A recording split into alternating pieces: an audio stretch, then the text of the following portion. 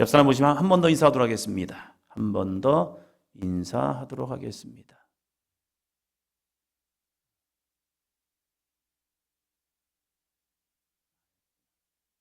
기다림은 곧 믿음입니다.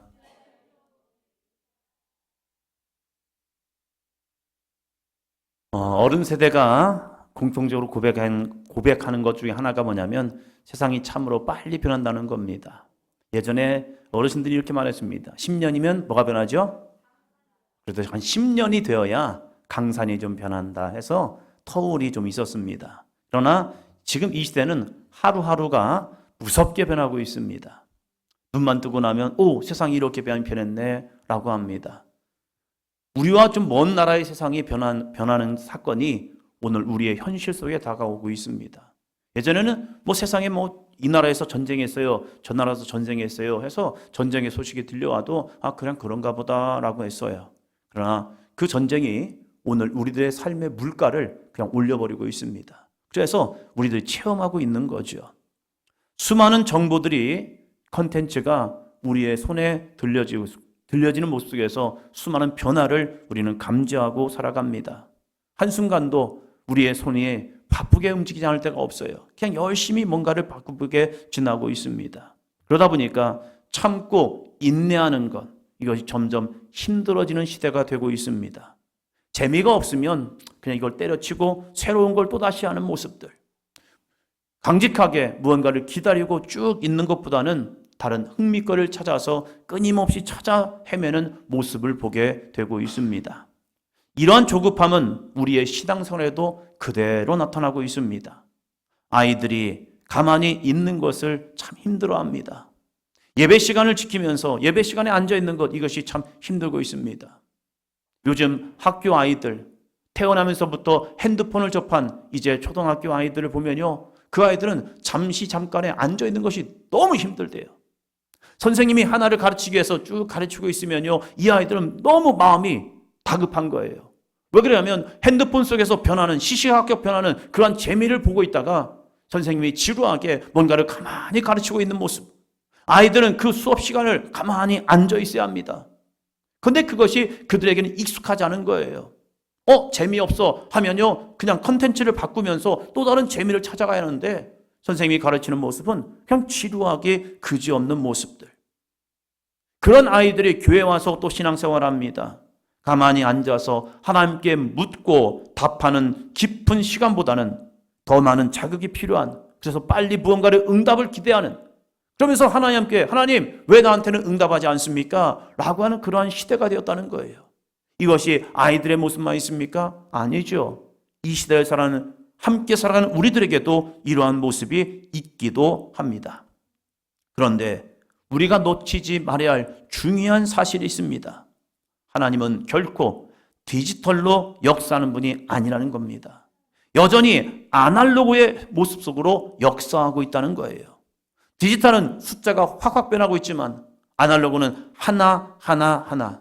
하나의 발걸음 한 번의 발걸음을 통해서 우리의 신앙이 점점점 성화되어져 가고 있다는 거예요. 어느 날 우리가 갑자기 성화된 모습으로, 거룩하지 않던 삶이 거룩한 삶으로 확 변하는 게 아니라는 거예요. 끊임없이 하나님을 붙들고 하나님을 향한 믿음을 가지고 한 발짝 동행하는 삶을 통해서 저 사람이 점점 변화해져 가고 있구나 라는 모습이 되고 있다는 사실입니다. 끊임없이 하나님의 말씀을 붙들고 그 말씀이 응답되기 위해서 기도의 삶을 붙드는 사람, 그러한 과정이 지나고 나야 그들의 삶이 주님 앞에 열매 맺는 믿음의 삶이 되고 있다는 겁니다. 그래서 우리에게 반드시 필요한 것은 따라합니다. 기다림의 시간입니다. 그 기다림의 시간, 참고 인내하며 기다리는 이 귀한 믿음의 삶. 성경의 수많은 믿음의 사람들을 보면요, 그 사람도 기다림의 삶을 우리에게 보여주고 있습니다. 우리가 잘 알듯이 아브라함은 아들을 얻기 위해서 몇 년의 시간을 기다리죠? 25년의 시간을 기다립니다. 물론 10년 후에 이스마엘이라는 아들을 얻지만 그 아들은 언약의 아들이 아니래요. 그러면서 25년의 시간을 지나면서 아들을 얻게 되고 응답이 주어집니다. 다윗도 마찬가지죠. 다윗이 사무엘의 기름 부음을 받습니다. 기름 부음을 받으면 바로 왕이 되었느냐? 아니에요. 15년의 시간을 힘들고 어려운, 사울에게 쫓겨당하고 죽음의 위기를 만나고 아둘람 동굴에서 참 비참한 사람들, 어려운 사람들, 고난을 만난 사람들, 이 사람들과 함께 동행하면서 그들을 책임지는, 나 혼자도 견디기 힘든데 그 많은 사람들을 책임지며 살아가는 이 다윗의 모습. 그러면서 15년의 시간을 지나고 나서 드디어 유다의 왕이 되었고, 또 기다림의 시간을 통하여서 이스라엘의 왕이 되는 그러한 은혜를 경험하게 됩니다. 참으로 신실한 믿음의 사람이었던 요셉도 마찬가지죠. 꿈을 주셨고 그 꿈이 응답되기 위해서 그도 13년의 시간을 비참한, 처참한, 가장 밑바닥의 모습, 마치 예수님께서 십자가에 달려 죽으시는 것처럼 요셉도 끊임없는 자기 죽음을 맛보면서 13년의 시간을 지냈을 때 하나님께서 기가 막히게 그의 인생의 역전의 열매를 주셨다는 사실입니다. 옆 사람 보시면서요, 기다려야 열매가 있습니다. 할렐루야. 그 기다림 너무나도 어려워요. 힘들어요. 고통스럽고 때로는 죽을 것 같아요. 그러나 그 기다림의 시간을 통하여서 아름다운 열매를 맺고 있습니다. 여러분, 기다림의 시간이 지루하다 여기지 마세요. 기다림의 시간은 열매를 위한 은혜의 시간일 뿐입니다. 그 은혜임을 기억하면서 주님 기다릴 수 있는, 끝까지 참고 인내하며 기다릴 수 있는 믿음을 우리에게 주시옵소서. 나에게 주시옵소서. 그래서 마지막 그 거룩한 열매를 딱 맺고 하나님께서 하셨습니다. 이 귀한 믿음의 간증의 모습이 있기를 주의 이름으로 축원합니다. 여러분은 지금 하나님의 약속을 어떻게 기다리고 있습니까? 지난주 우리는 에녹에 대해서 말씀을 나누었습니다. 에녹하면 우리가 기억해야 할 것이 무엇입니까? 에녹을 보니까 무두셀라를 낳고 무려 따라합니다. 300년 동안 하나님과 동행하였습니다. 에녹의 삶은 그냥 하나예요. 하나님과 동행하였다. 무두셀라를 65세에 낳고 그리고 나서 300년 동안 동행했던 이 에녹의 삶, 그는 그냥 하나님과 동행하였다. 특별한 비법 없었습니다. 에녹이 하나님과 동행한 곳은 산속이나 수도원이 아니었어요. 그는 일상의 삶에서 하나님과 동행하였다는 거예요.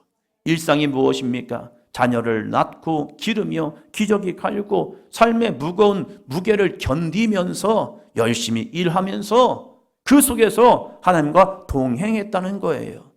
예배당에서만 하나님과 동행한 것이 아니라 자신의 일상의 삶 속에서, 자기가 부딪히는 현실의 삶 속에서 하나님 이곳에도 계셔요. 하나님 여기도 계셔요. 하나님 나의 만남 속에도 계셔요. 나의 가정 가운데도 계셔요. 우리 자녀들과 함께 놀 때도 계셔요.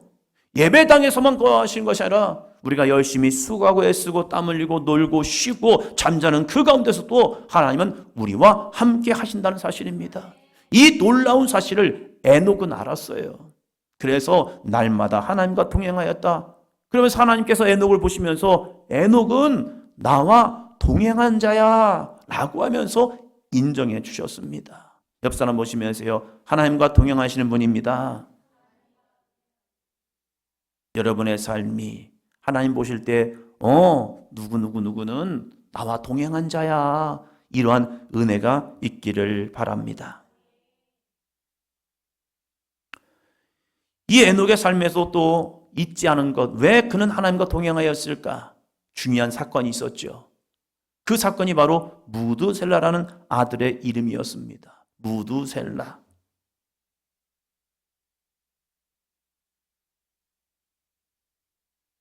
무두셀라. 이 무두셀라의 이름을 보면 무투, 셀라, 이 두 가지의 모습인데, 머투는 죽음을 뜻하고 셀라는 보내다. 그러니까 이 아들의 이름을 보면 그는 그가 죽을 때 심판을 보내리라 라는 하나님의 거룩한 계시를 받았던 거죠. 이 계시를 받고 나서 이 에녹의 삶에 변화가 이루어진 거죠. 한 번의 만남이었지만 그 한 번의 만남이 그의 일생을 주장하였습니다. 우리가 하나님의 사람들 생각하면요, 늘 하나님과 대화하고 교통하고 그걸 동행이라고 생각하시죠? 아니에요. 이 에녹의 삶은 한 번의 만남, 그 한 번의 만남이 그의 영원한 믿음의 삶으로 지속하는 거룩한 변화의 시작점이었다는 사실입니다. 오늘 말씀하지 않더라도, 오늘 나에게 어떠한 특별한 은혜가 없더라도 하나님은 그 만남, 그 거룩한 만남을 잊지 않고 평생 동안, 무려 600년의 시간 동안, 300년의 시간 동안 그는 하나님과 동행했던 이 에녹의 삶이었다는 겁니다. 그러면서 그의 자녀의 이름을 무두셀라, 그가 죽을 때 심판을 하나님이 보내실 것이다, 그러면서 아들의 모습에 하나님의 거룩한 계시를 각인시켜 놓고 그의 이름을 부를 때마다 하나님은 심판이야, 하나님은 심판하셔, 하나님은 심판하셔, 이 믿음으로 살아갔던 에녹의 삶. 오늘은 이 무두셀라를 함께 보려고 합니다. 무두셀라, 같이 제목 읽습니다. 시작. 무두셀라는 다른 거 하지 않았습니다. 그의 일생을 보면요, 하나님의 심판을 기다리던 사람이었다는 사실입니다. 자, 창세기 5장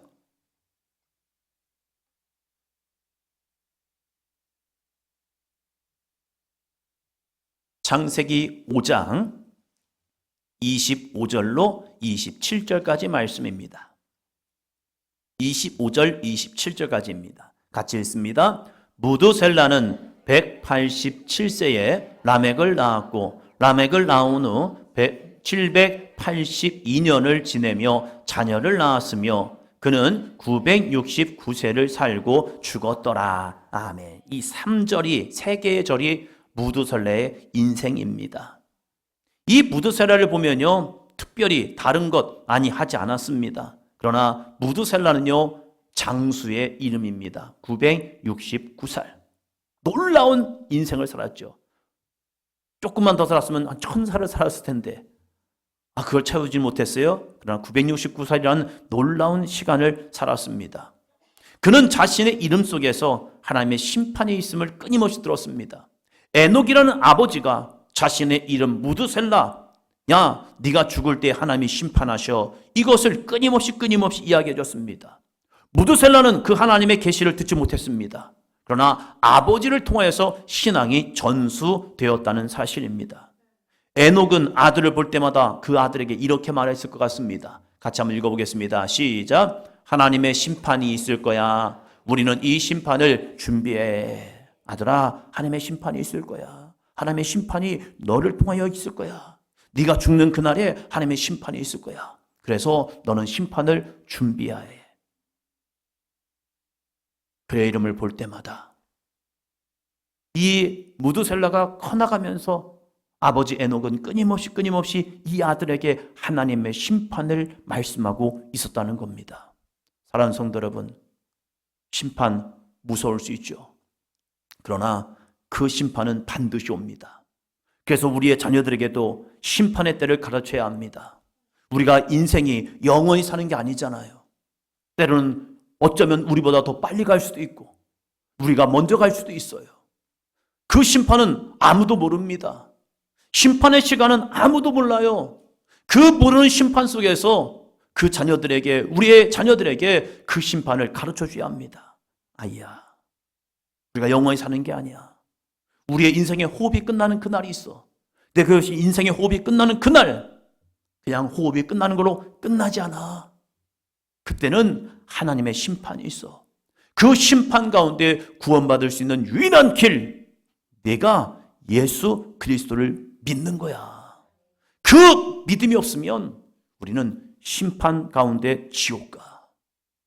엄마는, 아빠는 네가 지옥 가는 걸 원하지 않아. 하나님의 거룩한 구원의 손을 붙잡고 마지막 심판 속에서 네가 하나님의 합당한 믿음의 삶을 통해서 천군 천사가 내 영을 들려 올려서 하나님의 거룩한 보좌 앞에 가기를 원하노라. 끊임없이 이 에녹은 무두셀라에게 전해졌다는 사실입니다. 아유, 좀 그만 좀 하세요. 그럴 수도 있겠죠. 그러나 그것이 어느 순간에 무두셀라의 정체성이 된 거예요. 자신의 정체성은 하나님의 심판을 기다리는 자다. 나의 마지막 그 순간에 하나님의 심판은 온다. 언제 올까? 무려 969살이었습니다. 969년의 시간이 흘러야 그에게 심판이 왔지만 그는 그 모든 시간을 기대하며 준비하며 나아갔다는 사실입니다. 사랑하는 성도 여러분, 죽음 말하는 게 쉽지 않아요.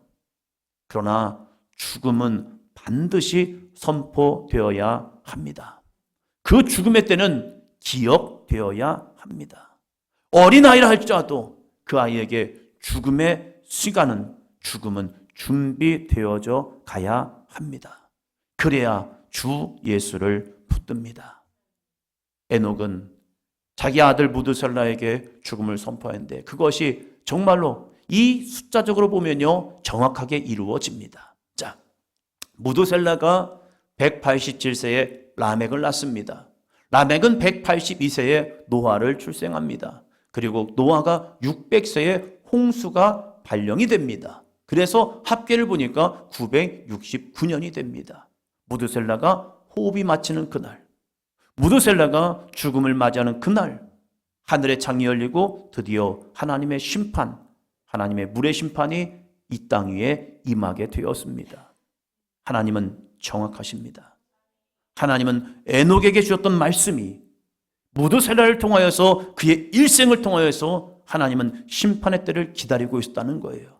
한 영혼이라도 더 하나님은 구원하기 위해 기다렸지만 그 말씀을 듣고 회개에 돌이킨 자가 적었다는 사실입니다. 하나님이 우리에게 시간을 주십니다. 기회를 주십니다. 이 기회를 붙잡는 삶이 되시기를 바랍니다. 그러면 무드셀라는 어떠한 삶을 살았을까? 그냥 라멕이란 아들을 낳고 끝났는가? 아니죠. 성경은 자녀들을 통하여서 그 아버지의 믿음을 우리에게 전하고 있습니다. 그리고 그 아들이 어떠한 삶을 살았느냐를 통해서 그 부모가 그 신앙을 어떠한 모습이 있었느냐. 그래서 이 부모의 영적인 열매는 자녀를 통해서 이루어지고 있다는 사실이에요. 그래서 이 무드셀라의 삶을 보기 위해서는 그의 자녀의 모습을 보아야 합니다. 그의 아들 이름이 뭐죠? 라멕입니다. 라멕 한번 여러분이 전했죠? 라멕 누구의 아들이었죠? 그걸 알면 안 돼요.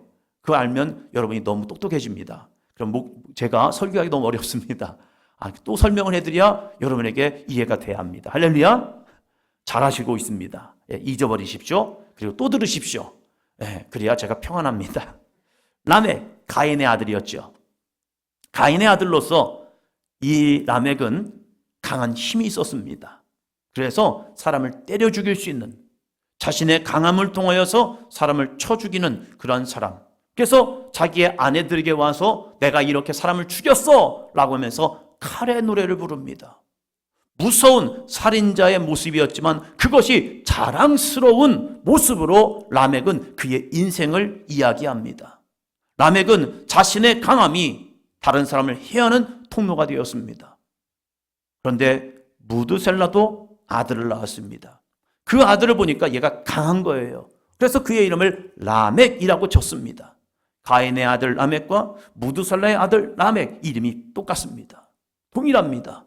그러나 아버지가 누구였느냐를 통하여서 그들의 인생이 달라집니다. 여러분 사시미 칼 아시죠? 누가 쓰는 거죠? 횟집에서 요리사들이 날카로운 칼날을 통해서 회를 칩니다. 회를 쓸 때에 그 살결에 각도가 있대요. 그래서 어떻게 쓰느냐? 그냥 집에 있는 부엌칼로 회를 쓰면요, 이게 살결이 잘 안 나가가지고 맛이 좀 그렇대요. 그러나 사시미 칼로 하면요, 살을 잘 해가지고 이 입맛, 식감이 좋아진대요. 그래서 좋은 칼을 쓰는 이유가 그렇게 좋은 칼로 회를 쳐야 그 횟맛이 더 좋아진대요. 그렇다고 하더라고요. 그래서 이 요리사들의 칼을 보면요, 진짜 비싸고 좋은 칼을 씁니다. 사시미 칼은요, 횟들하고 만든 칼이에요. 좋은 도구입니다. 좋은 도구이죠. 그러나 이 좋은 도구를요,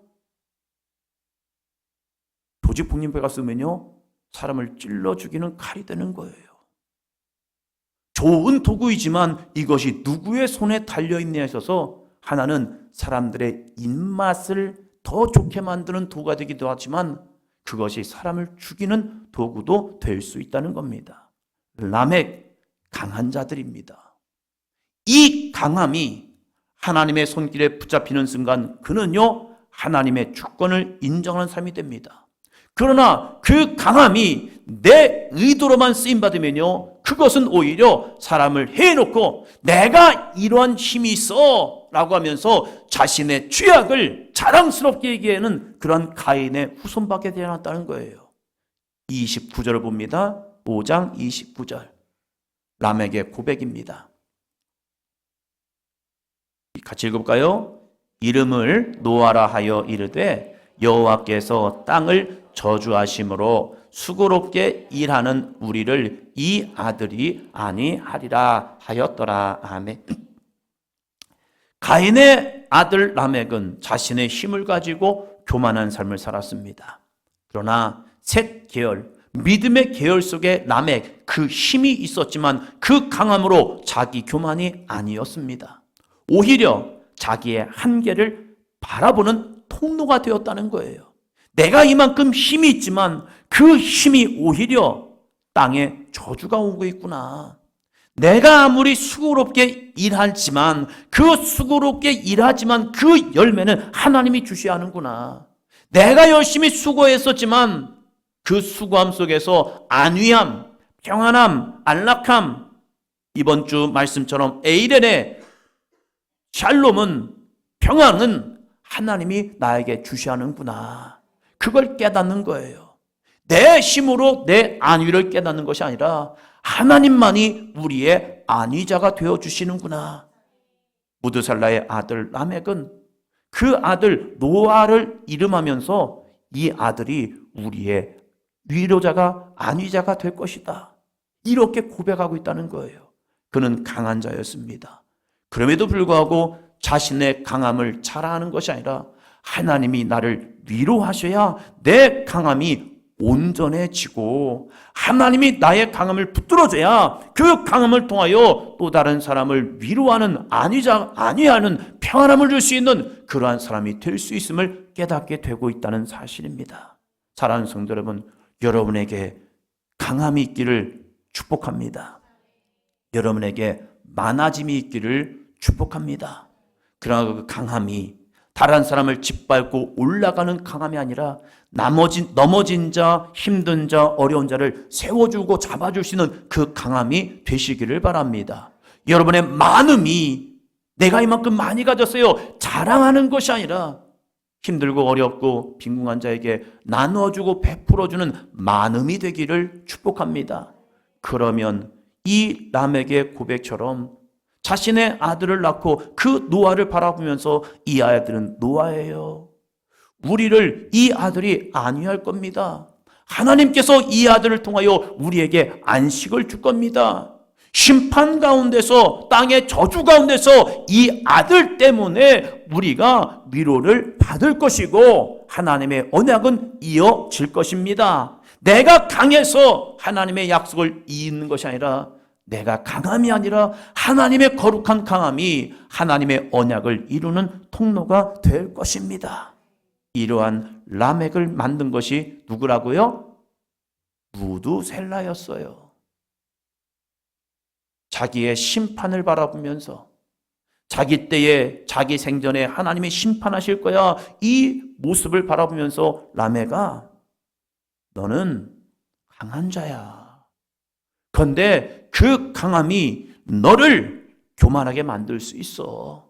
그래서 네 강함을 온전하게 하는 것, 내 강함을 이롭게 하는 것, 내 강함 속에서 하나님의 위로가 있어야 하는데 그 위로를 바라봐 하면서 그 아들, 강했던 그 아들, 힘이 있던 그 아들을 믿음의 사람으로 만들어낸 것이 바로 이 무두셀라의 신앙이었고 라멕은 아버지 무두셀라보다 먼저 하나님의 부름을 받고 이 무두셀라가 인생의 호흡을 마치는 그날 노아를 통하여 방주가 완성이 되었고 그 방주를 통하여서 하나님의 구원의 계보는 이어지고 있습니다. 우리들의 신앙이 많은 수식어가 있지 않을 수도 있어요. 무드셀라처럼 우리의 신앙이 그저 라멕을 낳았어요 라고 고백될 수도 있습니다. 그러나 그 라멕이 칼의 노래를 불렀던 가인의 아들 라멕이 아니라 노아의 아버지가 되어서 땅을 저주하심으로 수고롭게 일하는 우리를 이 아들이 안위할 것이다 하면서 하나님의 심판 속에서 구원의 길을 예비했던 라멕의 신앙처럼 여러분의 거룩한 신앙을 통하여서 여러분의 자녀를 통하여 이 땅에 하나님의 안위와 하나님의 구원과 하나님의 거룩한 영광이 증거될 수 있는 거룩한 부모가 되시기를 축원합니다. 그러기 위해서 우리는 기도해야 합니다. 하나님, 저도 우리의 자녀들을 심판을 기다리는 자로 양육하기를 원합니다.